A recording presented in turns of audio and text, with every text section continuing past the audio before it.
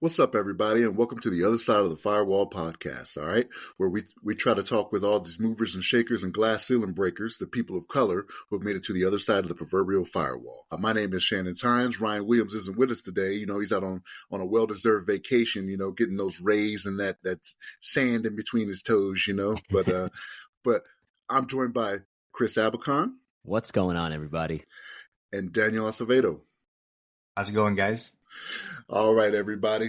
With three of us here, we're gonna try to make it as good as we can, right? We know with Ryan being here, he usually is the master of everything, but we're gonna try to make it ours a little bit today. But we're gonna bring a couple things to you. So first off, like, share, subscribe. I know we're close to getting the 500 subscribers that Ryan wants for the podcast, but I know last week it was 40. I'm not exactly tracking how many we are away from that 500, but again, like, share, subscribe, get it out to everybody.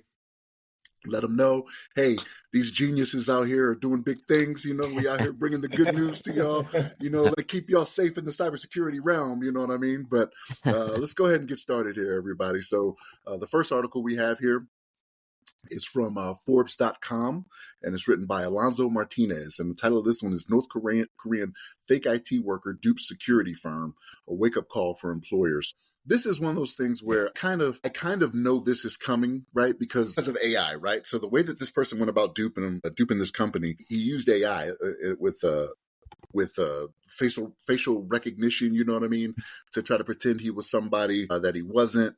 Ended up getting a laptop shipped to a location so he could try to download malware to it. So these are the things that, in this age of AI, we've said it once. If I've said it once, I've said it a million times. It's going to be harder to do different type of verifications and things like that, right? So the company that got duped here was a KnowBe4, so KNOWBE and then the number 4, right? And here's the thing: they're a security awareness training company, right? Which is kind of weird, right? You figure if they're going to try to do this, you wouldn't do it to somebody that's like big on security, right? But this person here was like, no, I'm gonna give it a shot, right?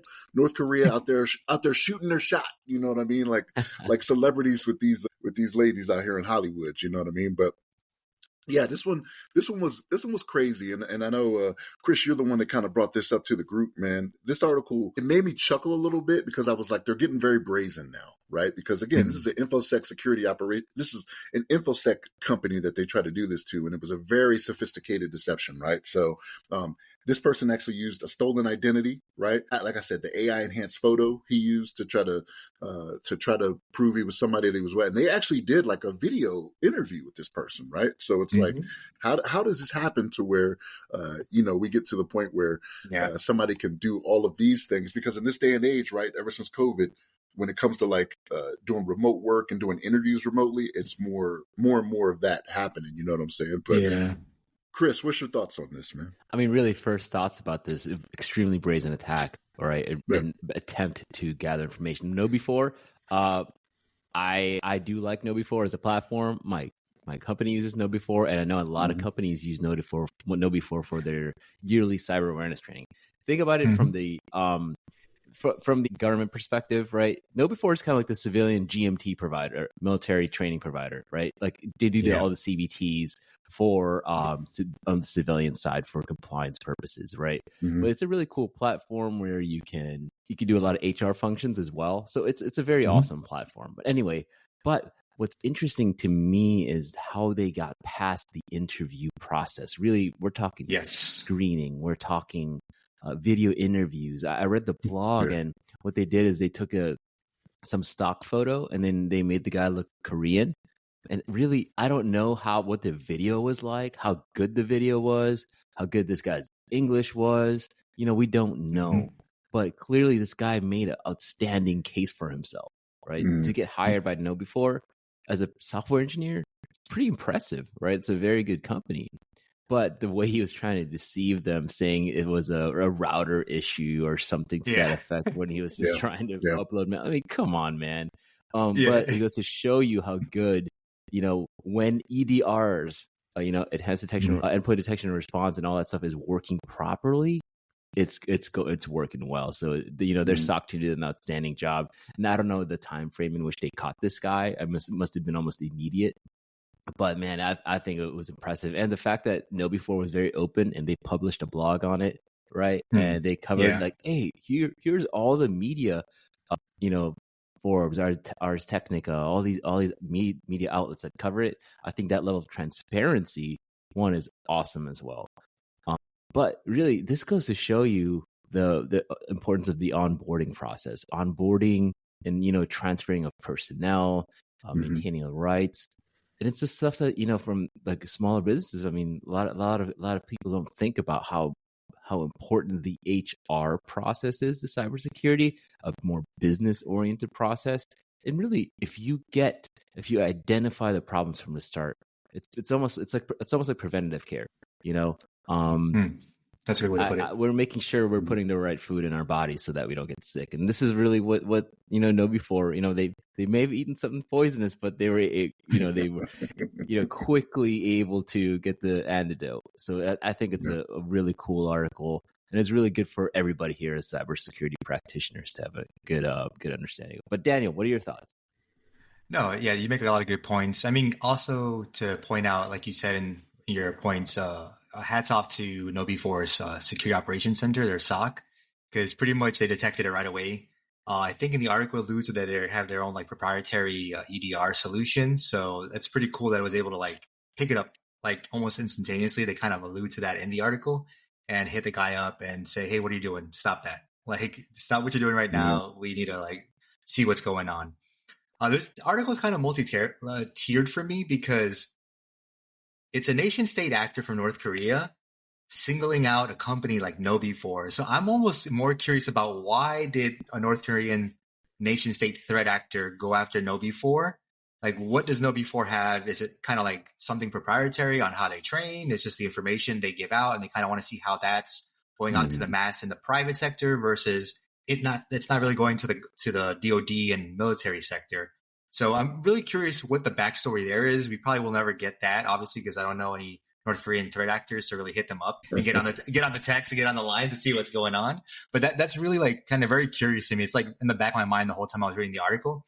The other thing I see here is kind of like a difference between the private sector and kind of like the DoD and the military. So DoD and military, we have insider threat training, and kind of a lot of the scope of insider threat group revolves around kind of marrying HR, IT, cybersecurity, information security, maybe even people that do purchasing and procurement, or the words is leaving me when you export and import, whoever is in trade compliance and that kind of things, whoever the top level managers are in all those groups, to kind of go over indicators and things like that in a meeting once in a while, like monthly or something like that, to say, hey, is there anything that came across your plate, or is there any person that are meeting any of these indicators that might be insider threat, or are there anything that's going on operationally that's a indicator, so we can look at it as a group? Because maybe HR has information that IT doesn't, or maybe IT seeing something in their log aggregation or what they're looking at on a day-to-day, and kind of getting that cross-section. That's more common in the DoD contracting military world, but maybe not so much in the private sector.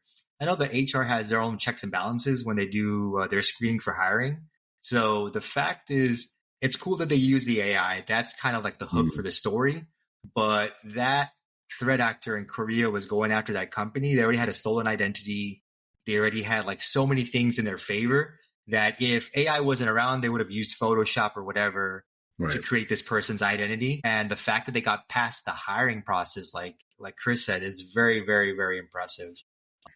So yeah, those are my thoughts in a kind of like all over loop. But there's like a lot of like really curious things to this story going on that I really wish I had like Kim Jong-un's like phone number on speed dial or something, just like shoot him a text. What were you thinking, man? What were you thinking? Yeah. Part of me like, KnowBe4, maybe they were just targeting, maybe they sent up applications to a bunch of companies. Maybe maybe KnowBe4 just happened to bite. Maybe they were the only ones that caught it, right? There might be companies out there that have North Korean threat actors working for them and they don't even know because they're primarily remote. Right. So I think it's the advent of remote work. I'm not going to say like, remote work is great. I think there's a lot of benefits to it, but there are also security risks to understand, right? Maybe in the hiring process, fly the dude in, fly the dude in, or gal, do something to that effect. Because really it comes down to the reference, right? Like kind of the where the the identity proofing process, that's where I'm trying to get to. What is a database that, I think, at least on the civilian side, there's several databases that, investigators and things like that can use. Different from the DoD. We have we are fingerprints and stuff. We got... But even in the bare minimum, they're going to use social security number, right? Yeah. Use social security number. So the gang, that's still a pretty big check to cross. So that having a stolen identity in itself and being able to use that as a vehicle to get hired is already showing that when you're going up, this is not a script kiddie or someone in their basement just trying to get hired. This is something that's backed by a huge nation state with a specific mission or objective, right? So it's kind of crazy. Difference. Yeah, that's the difference between script kiddie and nation state. They can get multiple layers of proof, right? Versus one guy versus somebody with a fake ID trying to get into the bar is not going to be able to get a job. So to one of the things you brought up, Daniel, so going after this company, right? So I think they're just trying to get behind the curtain of the great and powerful Oz, right? That's what it is. They want to get back there and get that playbook, right? Let me see what you were telling everyone else, so we can develop TTP for that, right? So it's just kind of how it is, especially as you guys were talking about, right? No before is used widely, for a lot of companies, that are out there, DoD even, you know what I mean? So or three letters. Yeah. So you just want that playbook to be able to say, okay, this is what they're telling everybody. How can we come up with something to go against that? You know what I mean? Or how can we use what they're telling them to then create exploits with that? Yeah, this, right? Yeah. So there definitely needs to be more robust, verification measures out there, because you guys were talking about, right? We are doing a lot of things remotely, right? And remote work, it's a goal for a lot of people, right? A lot of people love to have the remote work. You know what I mean? You don't necessarily have to live in one place or be somewhere where the cost of living is high. You know what I mean? Especially for some of these IT and cyber jobs, right? In San Francisco, paying 3 times what everybody else is. What's up, Chris? I was just thinking about it. Nobody has the opportunity to make a really cool training out of this, or a really cool video. Hey guys, this is what they did, right? And then they can show us if they. I mean, obviously they don't have to, but it's an idea, right? If they want to show, hey, this is the level of sophistication that these nation threat state actors can get to, right? And it's something to be aware of, right? Maybe maybe they can show other HR practitioners. This is how crazy this stuff is getting. Yeah. It's kind of funny though, all the sophistication into getting the job, and then whatever malware and exploit they were doing got caught so quick. It's almost the equivalent of getting into the safe and then trying to cut a lock with a nail file or something like that. It was man, all that work and it's just immediately got. But maybe I think the analogy could be more accurate to say that, hey, he brought in a bazooka into because clearly the EDR was working so well that they're like, dude, this is crazy. What's this guy trying to do? Right? He may have been he was wearing hot pink shirt trying to sneak into pretty much the compound. So that's the way kind of I see it.